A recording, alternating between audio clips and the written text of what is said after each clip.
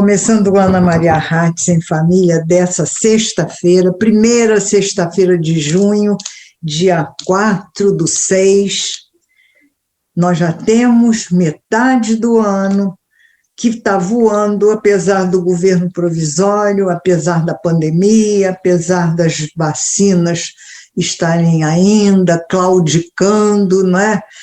Mas no dia 31 de maio, nós tivemos o Dia Mundial Sem Tabaco. E eu queria aproveitar para fazer alguns lembretes sobre essa questão do cigarro, do tabaco, porque foi feito um movimento mundial para que se aproveitasse essa questão da Covid para fazer uma campanha de encorajamento às pessoas que gostam do cigarro, para que abandonem o vício. Isso porque o cigarro e o Covid ainda são mais impossíveis de conviver do que sem o cigarro, o Covid sozinho, apesar de toda a dificuldade, o agravamento e o pavor que ele gera nas pessoas, né? Mas com o estresse social e o estresse econômico, a tendência daqueles que gostam de fumar é cada vez fumar mais, né? E será muito mais difícil largarem esse vício, né? Porque a tensão e o estresse faz com que o cigarro seja uma tábua de salvação, um escape para aquela dificuldade emocional que a pessoa passa no momento. Então, será um grande desafio, mas um grande desafio que eu acho que vale a pena se as pessoas se assumirem com toda a extensão da gravidade que o cigarro pode causar aos problemas pulmonares, aos problemas respiratórios, aos problemas de contágio, porque se você está com a máscara, você tira a máscara para fumar, você pega o cigarro, bota na boca, com todos os cuidados com a Covid, se diz que a gente não deve ficar colocando a mão no rosto, nem na boca, nem nos olhos, nem no nariz. Então, isso é mais uma forma de contágio que agrava a situação. Fora isso, quem fuma em casa, e geralmente a gente está mais tempo em casa do que fora de casa, acaba fazendo de todos aqueles que nos cercam fumantes passivos, principalmente as crianças e os bebês, que são muito mais sujeitos a terem deficiências respiratórias por causa do tabaco.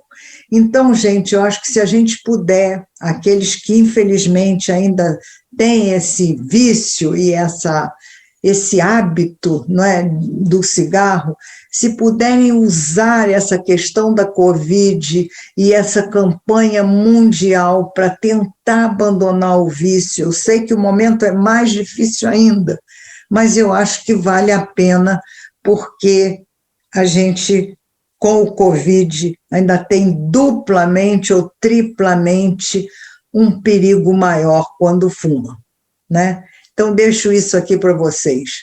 Depois, eu queria dizer para vocês o seguinte: a Covid não acabou. As mortes estão aí.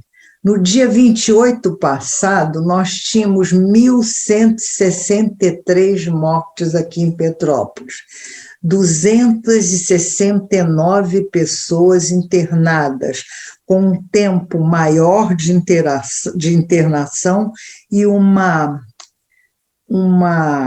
idade menor de vida, quer dizer, os mais jovens já estão se contaminando, novas cepas aparecendo, então o perigo não acabou, já se fala em terceira onda. Então eu tenho que me colocar, e eu quero me dispor a me colocar aí com vocês, em relação a esses atos que aconteceram também, nessa semana que passou, contra as atitudes que o presidente da República, Jair Bolsonaro, vem tomando, que são muito nefastas nesse momento que a gente está vivendo.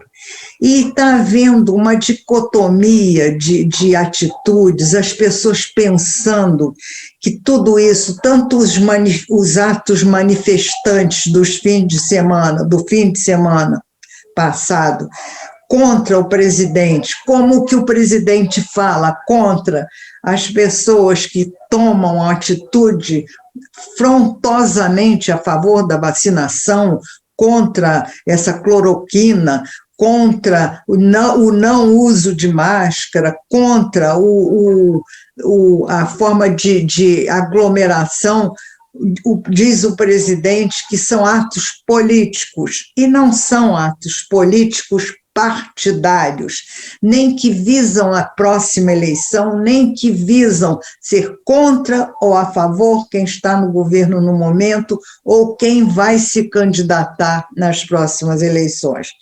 Então, eu comecei a pensar em algumas coisas que eu deveria dizer, me colocando sobre essa questão de ser ou não de esquerda ou de direita, ou radical de direita ou radical de esquerda, e vi algumas coisas que realmente me fizeram assim pensar muito, e tive vontade de dizer para vocês, e eu vou dizer para vocês lendo algumas coisas que eu acho que situam bem as pessoas que querem se colocar no momento contra tudo isso que está acontecendo, não sendo nem de esquerda nem de direita, mas sendo o que são e dizendo o que pensam. Ser de esquerda, na minha opinião, não é necessariamente ser militante do PT, do PSOL, do PCO, do PCdoB ou do PC qualquer coisa. O que é ser de esquerda, então? Ser de esquerda não é votar em ciclano ou beltrano. É votar no ideal de fraternidade e solidariedade que ciclano ou beltrano carregam e expressam. A esquerda não é contra o empresário. A esquerda é contra o desrespeito às leis trabalhistas que foram criadas para igualar a capacidade de negociação de direitos e garantias mínimas de dignidade. A esquerda não é contra a família radical. A esquerda apenas tem a consciência de que famílias diferentes do tradicional modelo também são famílias e merecem ter o respeito de todos. A esquerda não quer que você ou seu filho sejam gay.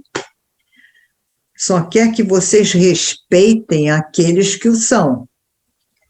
A esquerda não está a favor do aborto, de jeito nenhum, e sim de amparar a mulher, orientando sobre como evitar uma gravidez indesejada e em que situação pode-se não querer ter um filho. A esquerda não está contra os ricos, mas contra os que acham que têm mais direito do que os pobres. A esquerda não é contra a fartura, a esquerda é contra a fome. A esquerda não defende bandidos. Defende que todas as ações sejam dentro da lei e dos direitos humanos. Se você é humano, nós defenderemos todos os seus direitos também. A esquerda não é contra você ter uma mansão. A esquerda é contra pessoas morarem nas ruas ou nos casebres. A esquerda não é contra o consumismo. A esquerda é contra a destruição do meio ambiente. A esquerda não é contra a igreja, mas sim contra os discursos de ódio. Porque ser de esquerda é lutar por igualdade material.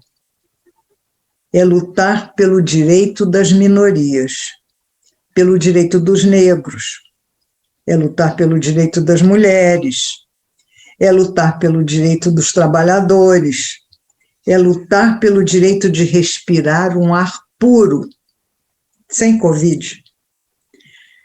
São democráticos os que têm coragem de lutar pelo direito dos outros. Ser de esquerda não é uma opinião política, é uma filosofia de vida. Será que eu sou de esquerda? Não me importa. Eu sou o que eu sou aquilo que eu acredito. Vamos conversar agora com a nossa querida secretária de Educação, Márcia Palma, que se vacinou hoje, está assim, tendo a reação da vacina, mas mesmo assim se dispôs a conversar conosco para clarear um pouquinho essa história do retorno ou não retorno às aulas. Márcia, boa tarde, eu sei que você não está bem, muito obrigada por essa disponibilidade sua. Mas eu preciso te perguntar, essa confusão do não retorno ou retorno às aulas presenciais e híbridas, e o que acontece na rede particular, diferente da rede pública, o que está causando isso? Porque eu soube que o prefeito, no dia 27 de fevereiro, se não me engano, ele deu uma declaração dizendo que ia comprar notebook para pelo menos todas as professoras que tivessem regência de classe.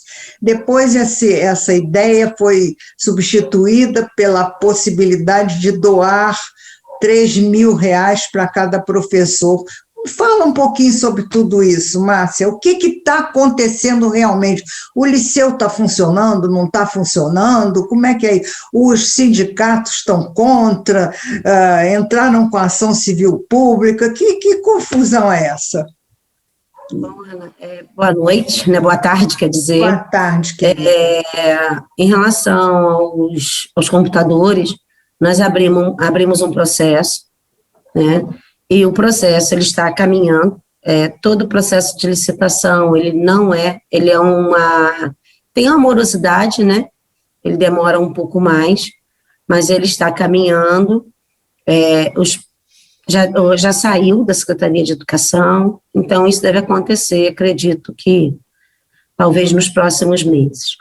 Em relação a esse retorno, né, eu acho que é importante a gente deixar assim bem claro que o retorno ele é opcional, né? Volta aquele responsável que sente que a escola está seguro para poder estar retornando o filho. E aquela criança que fica em casa, ela não pode ficar desassistida, né? E todas as unidades, elas têm que respeitar as recomendações do Ministério da Saúde, da Secretaria de Saúde, ao distanciamento, tem todo um cuidado com o espaço. E como que isso foi feito? Foi montada uma comissão, né? E essa comissão, ela fiscaliza as unidades. Nós já estamos no final dessa fiscalização. Nós já estamos finalizando as escolas privadas e as escolas estaduais. Nós deixamos por último, a escola municipal. Por quê? Porque como nós demos início com uma escola teste do Liceu Prefeito Cordolino Ambrósio, e o liceu está adequado, pronto e seguro para receber os alunos, nós demos, assim, prioridade a essas unidades privadas e também as unidades da rede estadual. Devemos começar, talvez, essa semana nós já andamos também nas nossas escolas, para estar orientando e apoiando os diretores, para provavelmente na semana que vem a fiscalização começar na nossa rede de ensino. Agora, não estou entendendo bem, Márcia, que fiscalização para saber se as escolas estão em ordem para começar as aulas, é isso? Isso, porque existe todo um trâmite, né? Existe toda uma adequação do Estado, do espaço, né? Tem a metragem entre alunos, tem que ter álcool gel disponível, tem todo um cuidado, são protocolos a serem seguidos. E essa comissão, ela é composta por 3 pessoas, um representante da Secretaria de Educação, um representante do grupo de trabalho, que é o grupo que trabalhou e se reuniu para poder estar fazendo o plano de retorno, e um da secretaria, um do grupo de trabalho e um da vigilância, que realmente valida e dá de fato se o espaço está seguro ou não, se ele está dando as recomendações, seguindo os protocolos ou não, é o vigilante, porque isso fica a cargo da vigilância sanitária. Então todas as unidades... Oi?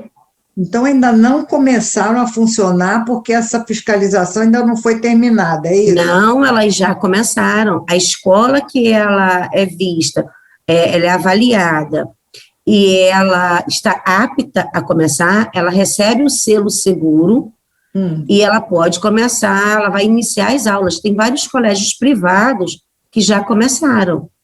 Só que a fiscalização não para, ela continua.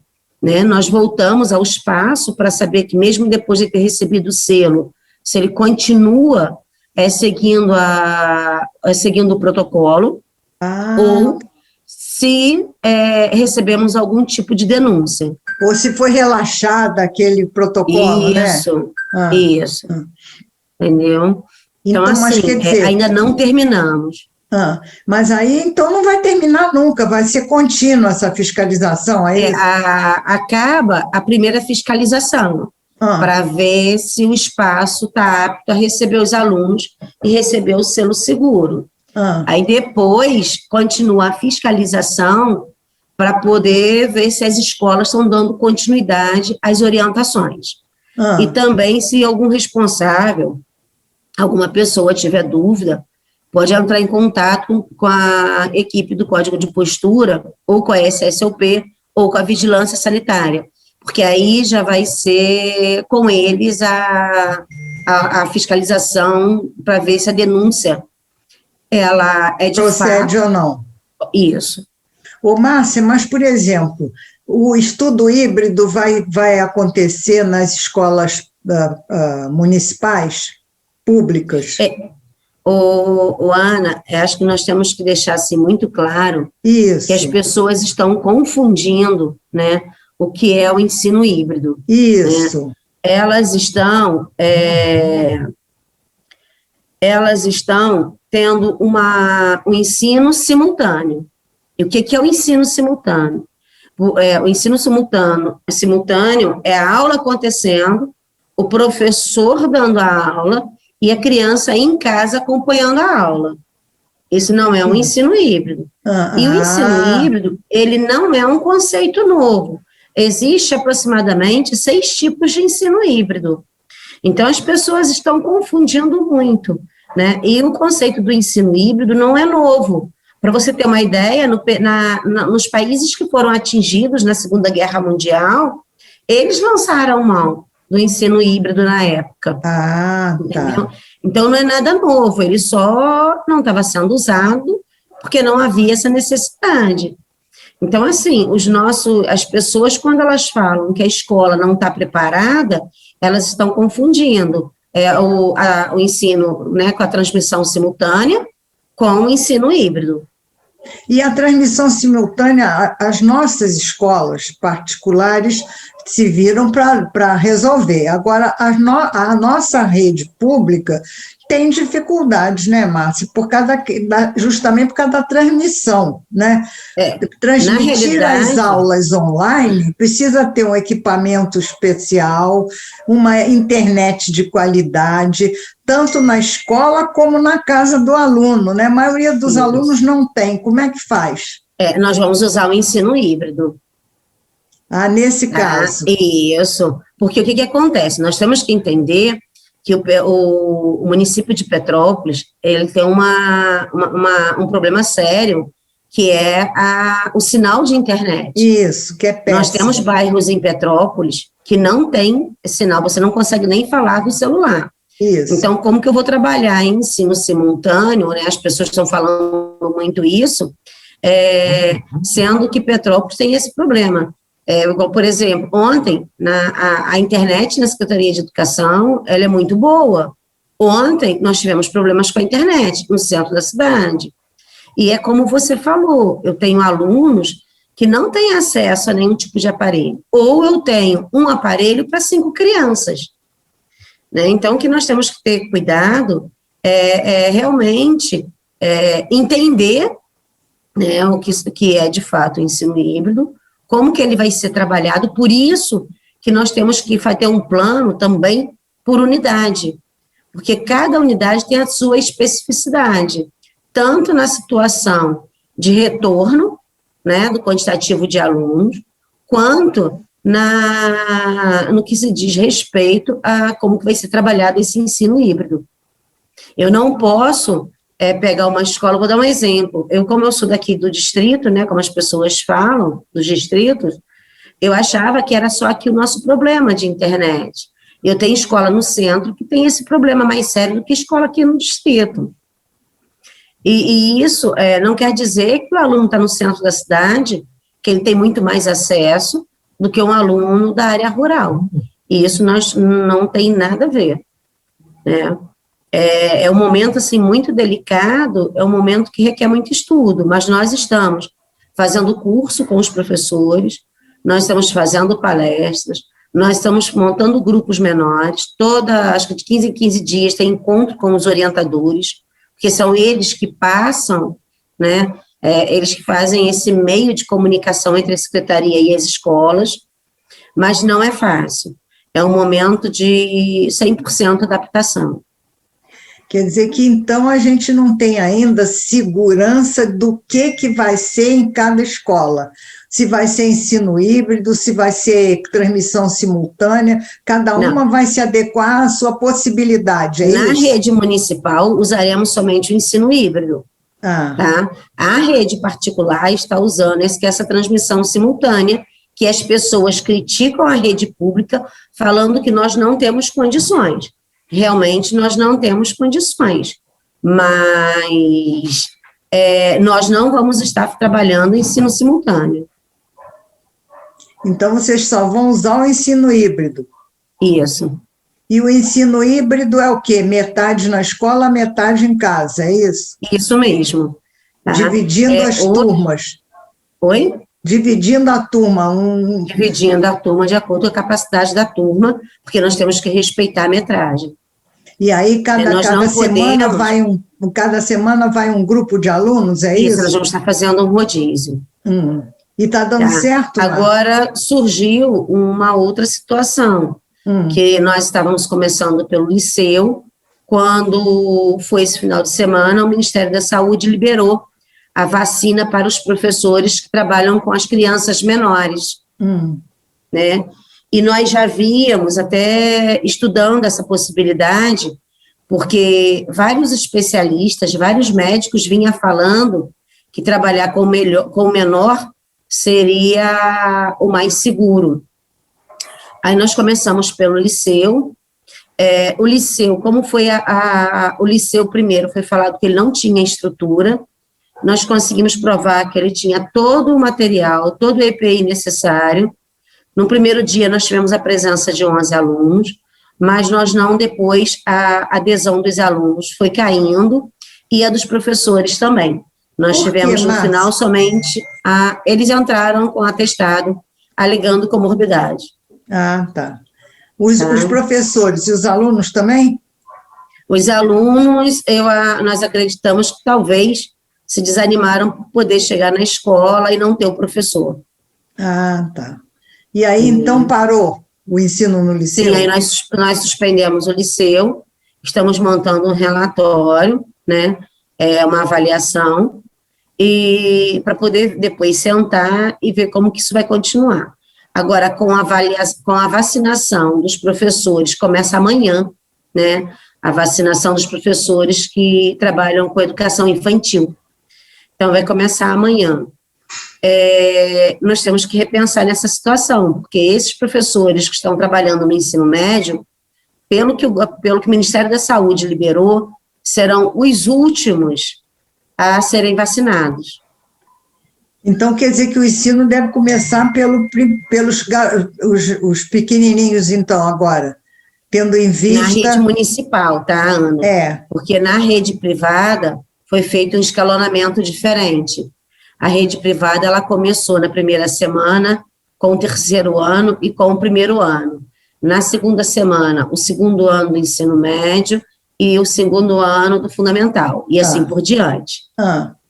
Tá? E nós temos que reavaliar o retorno das turmas menores. Que aí nós também temos um outro problema.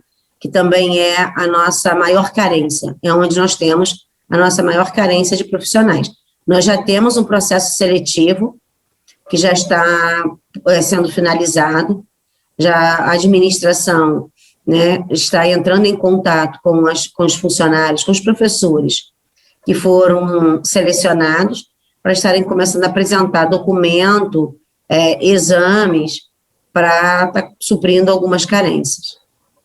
Márcia, quer dizer que nada tem ainda definição total, né? É tudo, vamos dizer assim, experimentando-se, né? Dá certo aqui, não dá certo ali.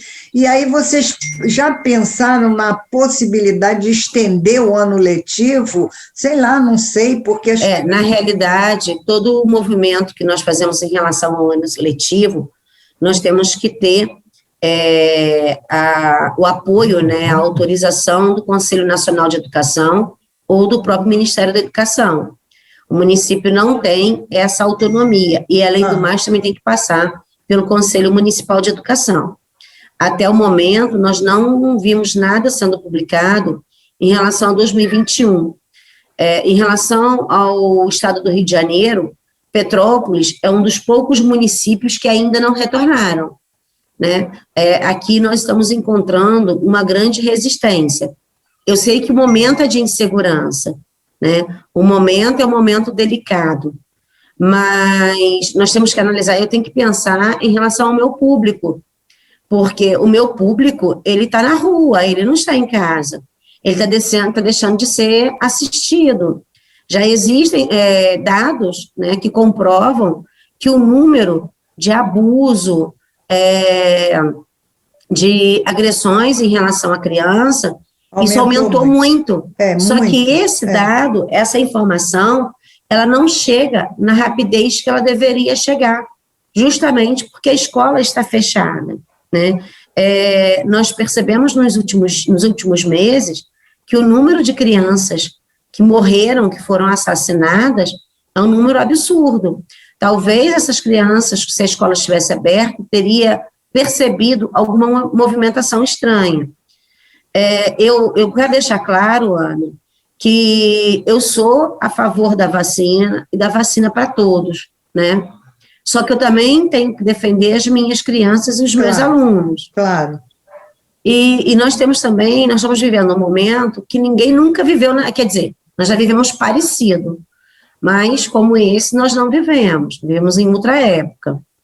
E assim, todo dia é um aprendizado. Isso que se escuta, a escola tal fechou porque teve uma criança que está com suspeita de Covid, ou a escola B fechou porque tem um professor com suspeita de Covid. Isso vai ser muito normal. Nós não vamos abrir a unidade escolar e ficar aberta. Isso não vai acontecer, tá? Então, assim, isso vai se tornar do nosso dia a dia, né? Isso vai se tornar, ou como falam, né, o novo normal. E a vacina, ela não nos dá 100%, ela diminui as reações. Então, o que você está pretendendo nos comunicar, Márcia, é que tudo vai acontecer de forma experimental, né?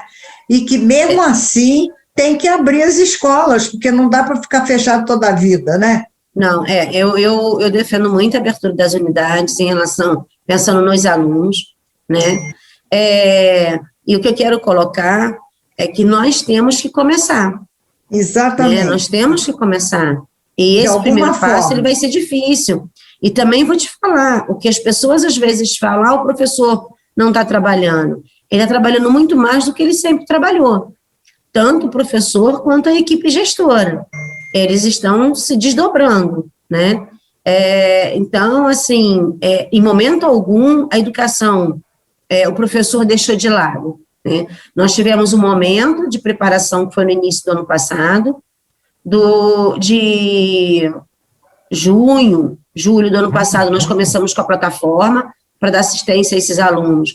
E quem não tinha acesso à internet, nós entregamos o material impresso, ou o pai busca na unidade, ou o escolar vai levar, né?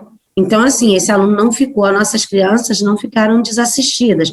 e os professores, quanto a equipe gestora, eles trabalharam muito, muito mesmo. E agora eles estão tentando trabalhar para se adaptar a essa volta. Adaptar. Assim, né, tudo que nos tira da nossa zona de conforto, vamos falar assim, não sei nem se seria essa a palavra mais apropriada, nos causa insegurança, né? E nós não estávamos preparados para passar por esse momento. Então, tem a insegurança da contaminação, tem a insegurança, porque eu também não sei lidar com esse material tecnológico que me obriga, né? Eu não tive nem tempo de aprender, toma, Thaís, se vira. Então, tudo isso causa muita insegurança. Agora, eu quero deixar claro que as nossas escolas estão sendo preparadas para elas estarem recebendo esses nossos alunos, né? Nós não estamos deixando nada a desejar. As equipes estão trabalhando muito. A minha equipe, essa semana mesmo, elas visitaram 6 unidades escolares, porque para ver como que esses diretores estão se organizando, se eles estão precisando de ajuda, né? E já estamos fazendo esse curso de formação já tem um tempo. Tá bom, Márcia, então realmente é um desafio do dia a dia, muito, né? Grande. Cada dia é um desafio, né? Sim, mas é um desafio que requer, eu acho que bom senso, né?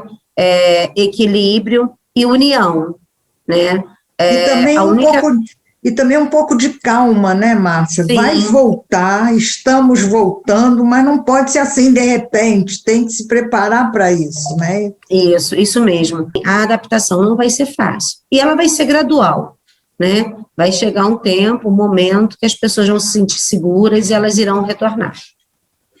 Tá bom, Márcia, muito obrigada por toda essa tua explicação, obrigada pelo seu tempo aí, já que você não está bem hoje, né, de saúde, mas que seja mais um desafio esse para você vencer essa reação da vacina. E aquele desafio. Não é? Vencer a reação da vacina e vencer esse retorno, assim, gradativo, né? O que as pessoas precisam entender é que vai ser gradativo esse retorno, né? Para ser feito com segurança. Não adianta exigir nem a volta, nem o fechamento, porque não é por aí. É um retorno que vai se experimentando e vai indo passo a passo, é isso? Isso mesmo.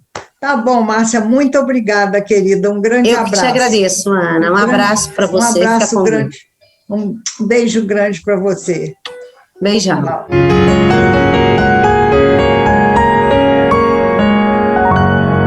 Nós continuamos com a nossa campanha Guarda-chuvas que acolhem.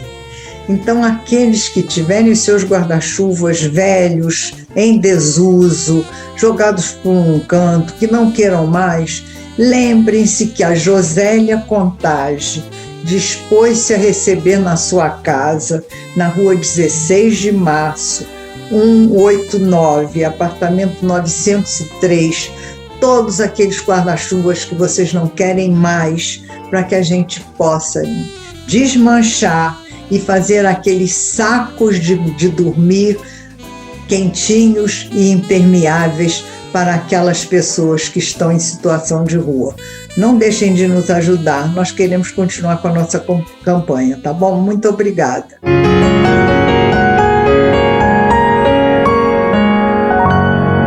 Ontem foi feriado de Corpus Christi, que é o Corpo de Cristo, Dia Santo de Guarda. Então, para lembrar esse Dia Santo de Guarda, que fez esse feriado grande, que a gente não está muito levando em consideração, porque está todo mundo confinado pelo Covid, eu vou apresentar para vocês o Paulo Gantzel em seu teclado, tocando The Prayer, que é uma oração.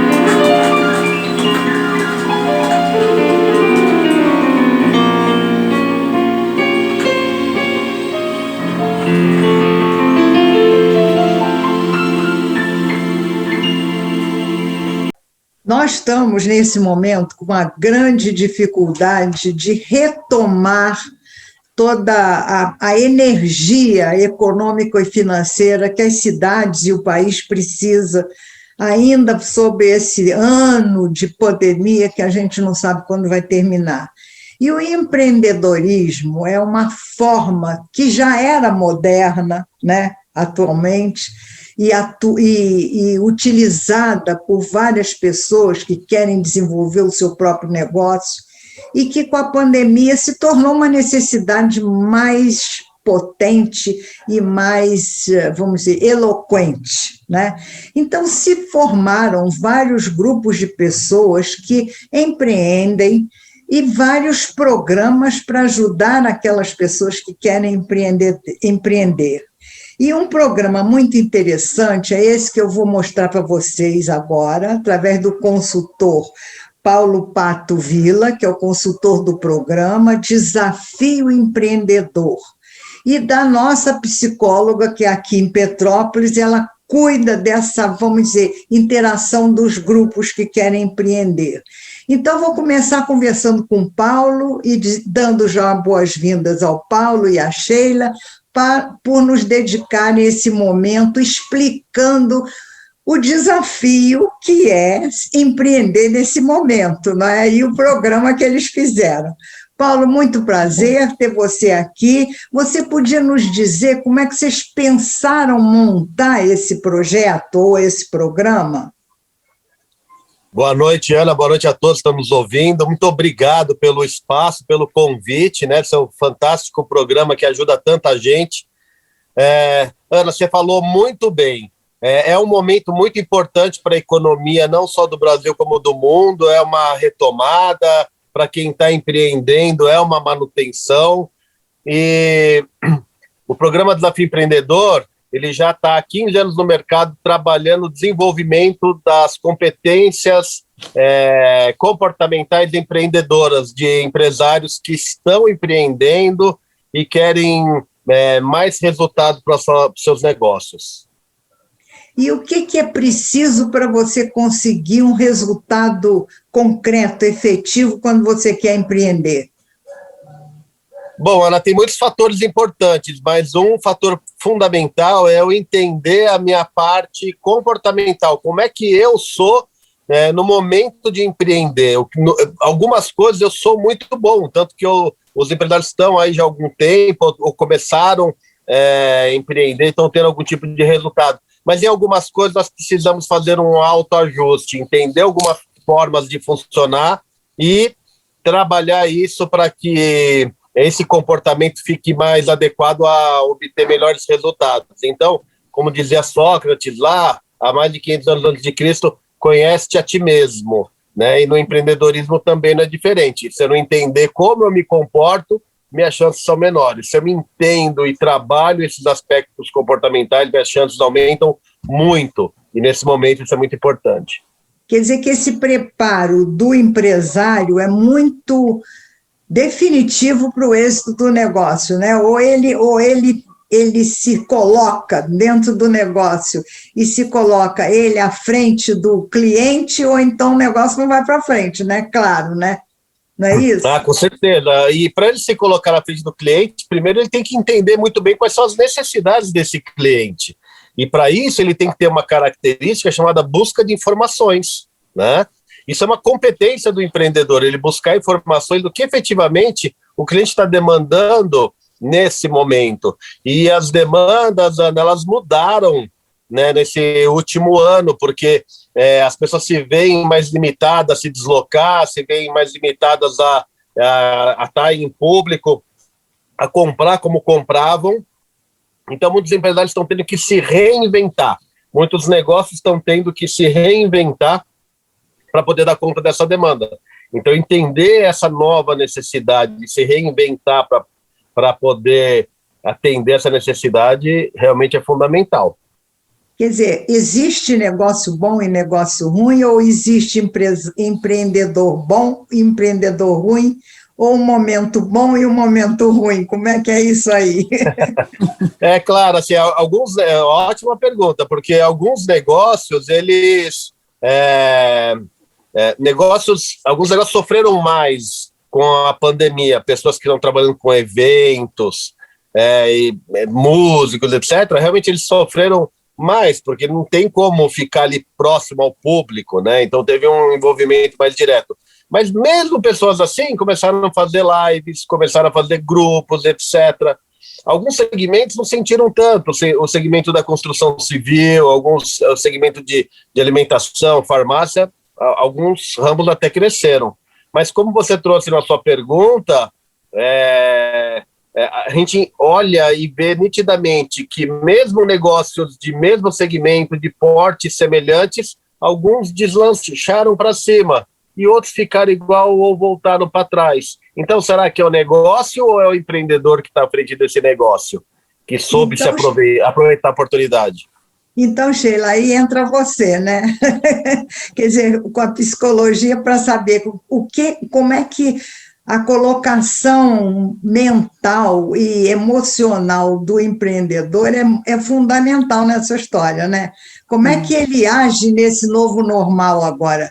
Se ele fica acuado, se ele fica medroso, ou se ele se lança, como é que é a história? Como é que você trabalha com o psique da pessoa aí? Então, tem muitos empresários, cada um reage de uma forma, né? E o que você falou é bem interessante, a questão do medo, que hoje até eu citei isso numa apresentação que a gente estava falando numa empresa. Algumas pessoas que têm, o medo é natural, ele é inato, né, todos nós temos, mas algumas pessoas têm um medo que impulsiona elas irem adiante, e tem pessoas que têm um medo que as bloqueiam, né? Então, assim, de um modo geral, o empreendedor, com todo o receio que ele tem, às vezes um desafio ou passar por uma fase como essa da pandemia faz com que ele se reinvente, faz com que com que esse medo impulsione a ir adiante, né? E como o Paulo Patovilla falou, a gente trabalha comportamento e características nesse programa, que faz com que eles tenham uma percepção deles enquanto empreendedores, justamente com as características, 10 características comportamentais que são fundamentais para um empreendedor, seja para se reinventar, buscar mais informações, driblar ou ultrapassar essa crise, né, vamos dizer assim, esse período de pandemia, e conseguir se manter no mercado com mais sucesso, né? A nossa busca, a nossa proposta do desafio é que os empresários tenham cada vez mais sucesso, né, mesmo num período como esse que nós estamos passando. E é possível e é extremamente viável. Então, eu faço uma pergunta a vocês, bastante objetiva, responda aquele que se achar mais à vontade. Em Petrópolis, né, isso mais para a Sheila, na realidade petropolitana, a cidade está vivendo um momento muito difícil, economicamente falando, né? O nosso comércio, principalmente, sofreu muito, as nossas indústrias, que já tinham sido esvaziadas por N questões, sofreram mais ainda. O que o empreendedor petropolitano pode fazer para contar com vocês, com a ajuda de vocês, no caso dele se sentir tão frágil que precise desse tipo de profissionalismo no seu negócio? Eu preciso de uma ajuda profissional específica para sair dessa. Eu estou imóvel, eu não sei o que eu vou fazer, eu estou apavorado, eu estou deficitário, como é que eu vou resolver a minha situação, entendeu? Como é que ele se chegaria ao projeto ou ao programa Desafio Empreendedor? Então, Ana, eu vou fazer uma introdução e vou deixar que o Paulo complemente, né? Eu fui comerciante em Petrópolis, também empresária, sou empreendedora há 25 anos mais ou menos, né, de um comércio tradicional, e agora eu estou atuando efetivamente como psicóloga e estou também no programa do Desafio Empreendedor. Eu vejo Petrópolis com tremendo do potencial. Nós temos empresas aqui fantásticas, nós temos ideias maravilhosas, entendeu? Temos empreendedores com muita vontade que a cidade se desenvolva bastante, né? Às vezes o que talvez fique faltando, eu fico um pouco pendente, é um direcionamento com uma meta mais objetiva, com alguém para colocar a coisa mais no trilho certo, digamos assim. E essa proposta do Desafio Empreendedor é algo completamente diferente do que foi já colocado e visto no mercado até hoje. Então, eu estou vivenciando esse desafio. Ele, na verdade, já começou uma turma em março, né? E ele está trazendo grandes resultados para as empresas que já estão no decorrer dessa primeira turma, né? E aí eu vou deixar o Paulo falar um pouquinho sobre a percepção dele, que ele não é daqui, e é interessante porque ele é o consultor, ele está diretamente indo nas empresas. Eu aproveitando que a Sheila trouxe, e também pegando essa primeira experiência que nós já tivemos aqui em Petrópolis, eu particularmente que vim lá de São Paulo, sou de São Paulo, atuo na região de São Paulo há muitos anos, eu fiquei muito bem surpreendido com a realidade aqui de Petrópolis, assim, pelo menos com as empresas que estão participando, eles já estão tendo um resultado excelente, tanto é que nós estamos montando essa segunda turma, até a partir de indicações deles, até a partir desses resultados, até a partir das possibilidades que nós estamos enxergando, sim. A Ana trouxe, poxa, a gente tem dificuldades, algumas depressões, etc. Sim, mas tem gente que está vendendo fora daqui, tem gente que está explorando coisas daqui mesmo, tem gente que está já fazendo um pouco melhor a cada dia, desde que o programa começou, e já está tendo resultados reais e tangíveis, né? Esse programa, não existe mágica, não existe uma varinha de condão que a gente vai lá e faz assim, e aí tudo melhora na empresa, né? O que existe são processos, existe uma metodologia para que o empreendedor se desenvolva como suas competências empreendedoras, e passo a passo ele vai implementando isso na sua empresa. Então é um programa de 7 meses de trabalho, e as empresas que já estão aí no 3º mês, né, do nosso trabalho aqui, para o 4º mês, elas já estão tendo ótimos resultados. Então, assim, mostra que realmente é possível. Um pouco mais demorado para uns, bem mais rápido para outros, mas é realmente possível, Ana.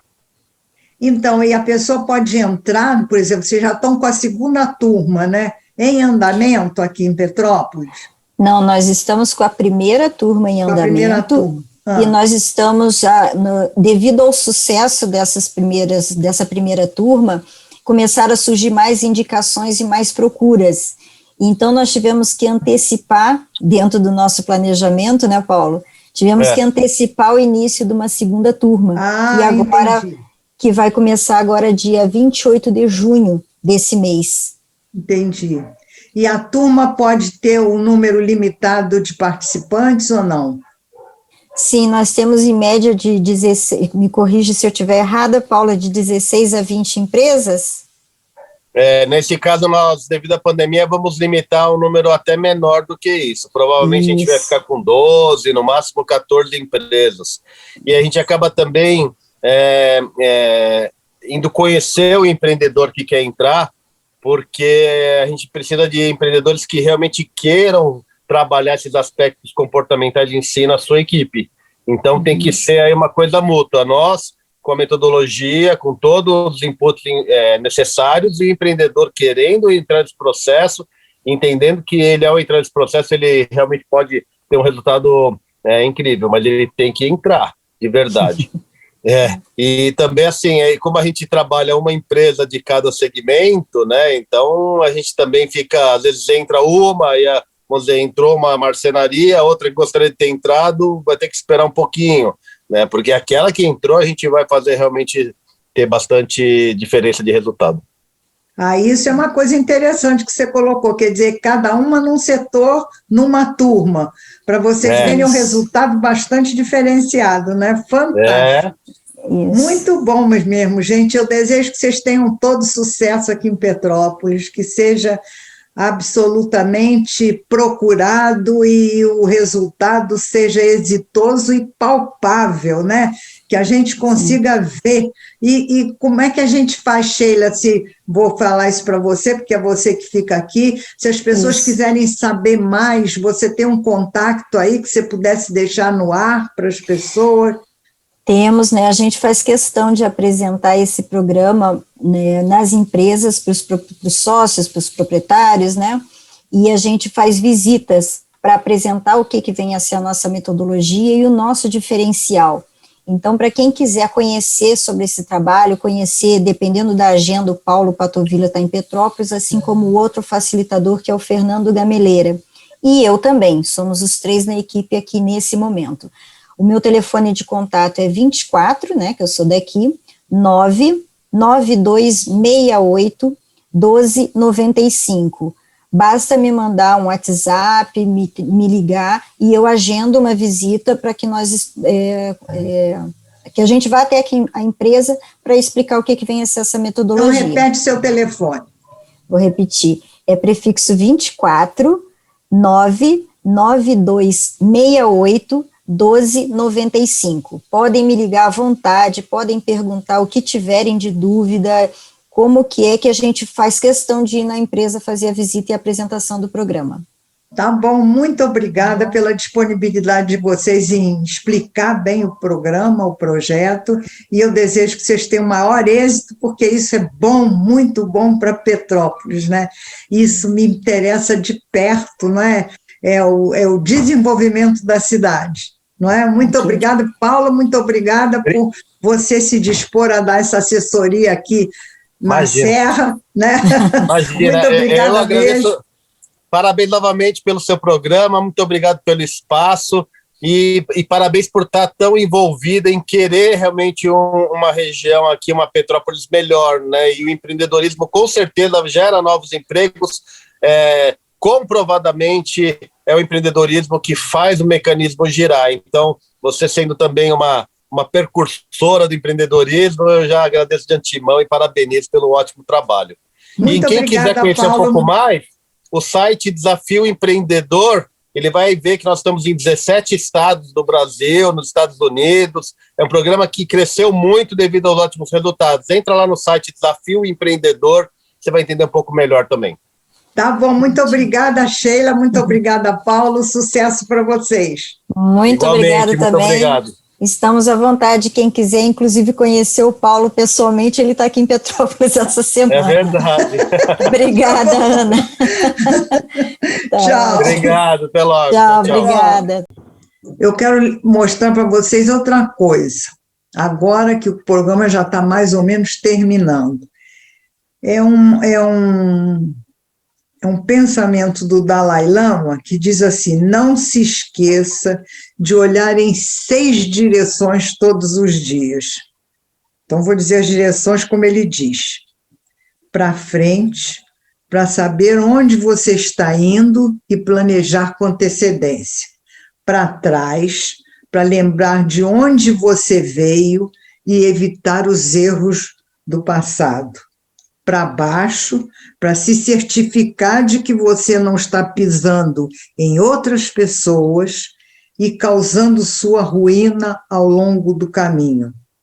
Para os lados, para ver quem está lá, para apoiá-lo e para ver quem precisa do seu apoio. Para cima, para lembrar que Deus está no controle e que cuida de tudo e de todos. Para dentro, para você lembrar de quanto precisa melhorar. Até a próxima semana.